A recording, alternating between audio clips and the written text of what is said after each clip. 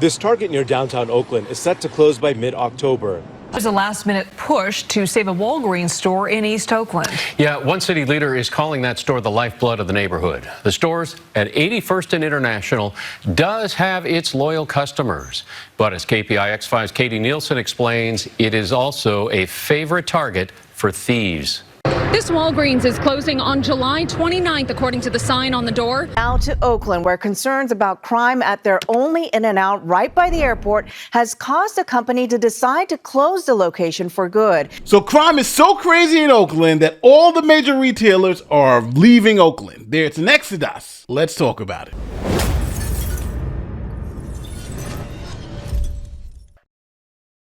Now, in covering these stories about Oakland, you really get to see how the city has been essentially destroyed by certain policies like defund the police and bail reform, because it doesn't hold people accountable for committing crimes. And when you don't hold people accountable for committing crimes, they're going to commit more crimes and more crimes. And eventually, you can't keep your stores open, the people don't feel safe, and it becomes like really, really, really insane. And that's what Oakland is going through. So let me start with defund the police. Oakland was one of those cities after the George Floyd incident who decided, hey, police are racist, the criminal justice system is racist, and we're going to defund the police. So that's what they did. Oakland tonight, defunding the police has become a reality. Hours ago, the council voted to take more than $18 million away from the police department to invest in violence prevention programs. Now, before they defunded the police, Oakland was seeing record low crime. Oakland is seeing a dramatic drop in the crime rate, especially when it comes to murder. KPIX5's Ann Makovic takes a look at the strategy by the police department,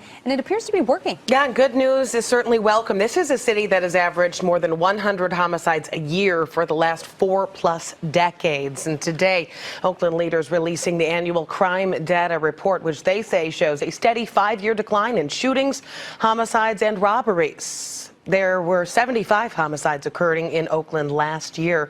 That is down from 85 in 2016, and that follows that downward trend. 2016 brought a 12% drop in violent crime versus the 5-year average, and a 20% drop in robberies. The police department has credited the improvement on a more prominent police presence and getting help from the community. With better technology, more residents and business owners are giving police video evidence of crime. Churches, youth groups, and nonprofits have also been stepping up their work in prevention. So after defunding the police, then crime exploded. Instead of record low crime, now we have record high crime. Take a look. Let's get right over to KPIX5's Ann Makovic, who is live at the news desk on Oakland's increase in violent crime.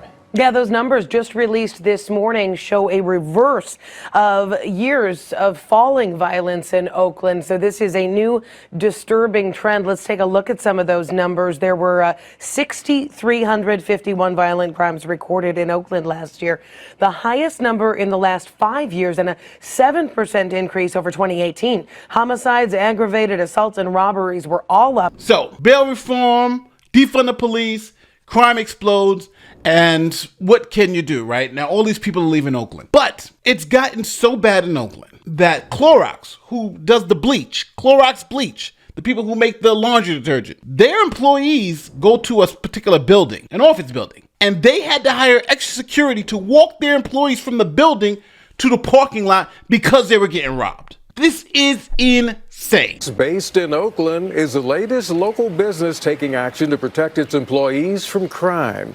The company has hired extra uniformed security guards to escort employees from its building at 12th and Broadway to BART, as well as other parking lots, restaurants, even to coffee shops.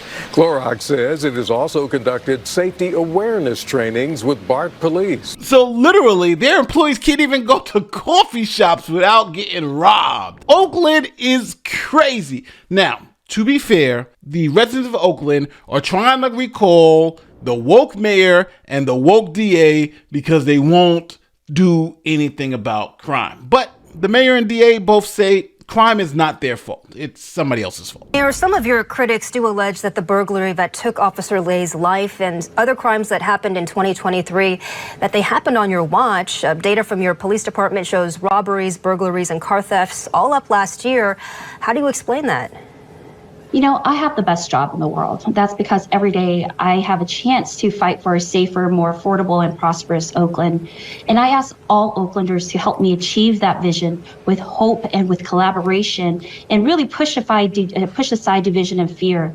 The only way that we're going to get through this is together. And, I want to thank you for that question, because I should clarify the record. I have 3 points I want to make. First, making Oakland safer for children, families, businesses, and visitors is my top priority. And I join Oaklanders in demanding for more prevention, more enforcement, and more accountability for the criminal groups inflicting harm upon our community. Second, crime in Oakland has been on a steady rise since 2019.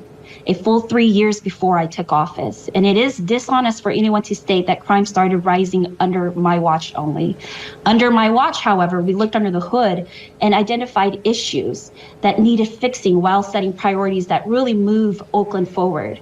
And third, my record is clear. Despite inheriting rising crime rates and a historic budget deficit, I have taken aggressive action to reduce crime by investing in a robust police department, by strengthening violence prevention initiatives, and leveraging technology to disrupt the criminal networks. And under my leadership, Oakland has more police officers, more safety ambassadors, and more violence prevention teams on our streets than any time in the last 2 years. Of course, things don't get better overnight. We have already diagnosed the issue, right? And so right now we are implementing our plan so that we can ensure to reduce crime and improve the whole community's sense of security here in the city of Oakland. There are people who say that we are here because they don't feel safe.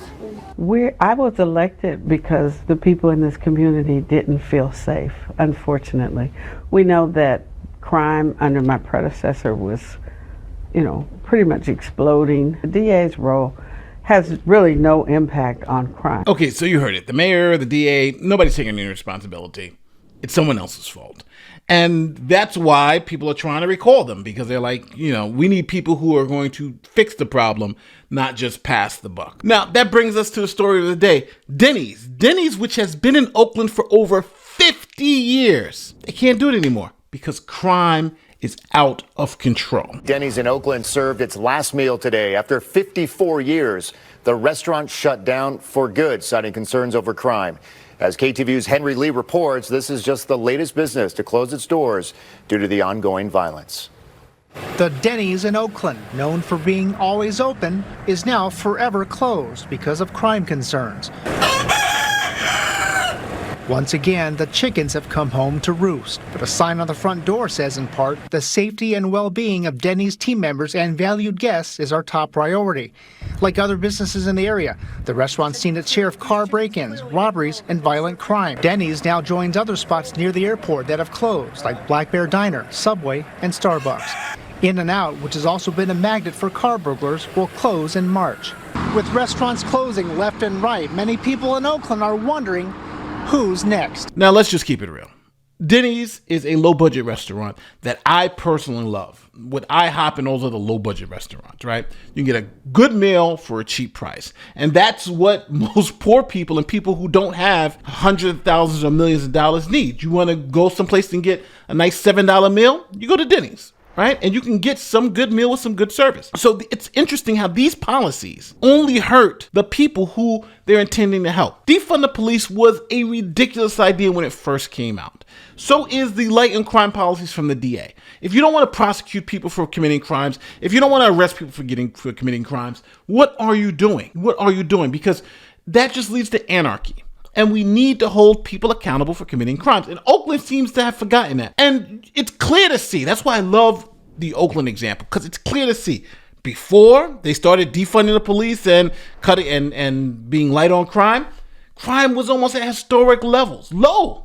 And then they cut police funding and went light on crime, and it exploded in a short amount of time. But the politicians there are so mentally blocked from just seeing what's true in front of them. We have to go back to doing things that make sense. Don't get me wrong, defund the police is a great slogan when you're sitting there marching, but it's bad policy when you have to run a city, when you have to get income, when you have to help the people who live there live a normal life and protect their interest. Do you think all these people who have no Denny's, who have no Walmart, who Clorox is probably going to be leaving soon, do you think those people who are going to lose their jobs and who don't have any place to eat are going to be happy with this result? No, of course not. But the wild part is that those same poor people who are being negatively affected by these policies are going to vote for these same politicians. So on that end, I don't even feel sorry for them. I just feel that if you want to be reasonable about this thing, you should judge politicians on the results, not off what they say.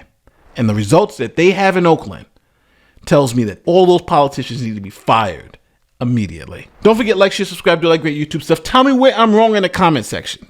If you think I'm wrong, tell me where I'm wrong. My name is Nate the Lawyer, and I'll see you next time.